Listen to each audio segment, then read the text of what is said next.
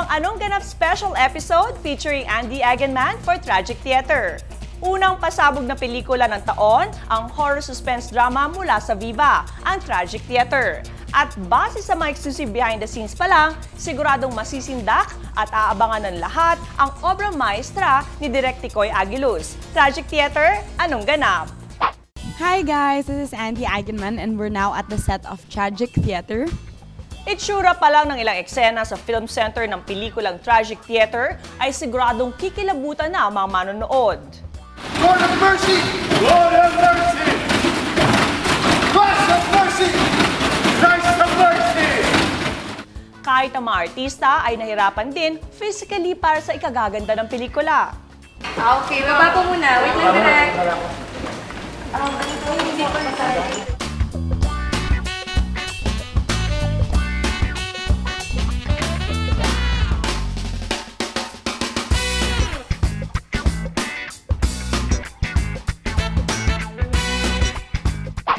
Tragic Theater promises to be not your usual horror movie dahil halo sa totoong pangyayari.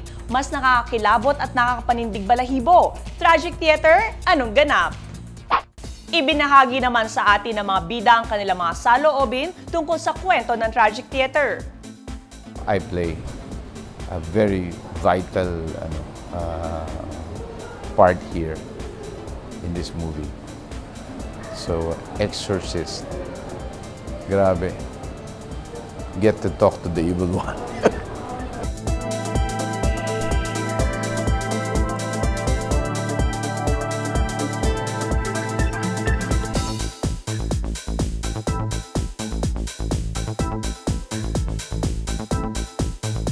Alam mo naman, when you start working on a film, na-absorb mo yung material, na-absorb mo yung experience mo during the shooting, hanggang sa matutulog ka na lang, nandun pa din. So, hindi natin alam minsan kung totoo na nararamdaman mo, kung totoo nakikita mo, o kasama pa din sa shooting o kasama sa pelikula. May halong kaba at takot talaga ang nararamdaman, maging na mga nagsiganap sa pelikulang ito. I was kind of hesitant to do it. When I read the script, grabe, hindi ko na bitawan yung material, yung pagbasa ng script. It was so scary. As an exorcist, you deal with the evil one. And you battle the evil one.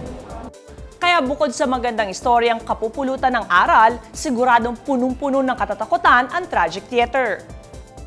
It's going to be a roller coaster ride. You're going to enjoy this.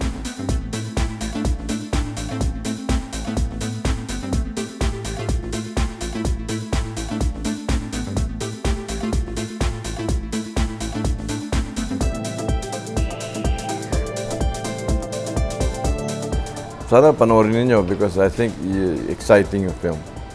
And if maski hindi kayo a horror movie fans, I'm sure mag-i-enjoy kayo.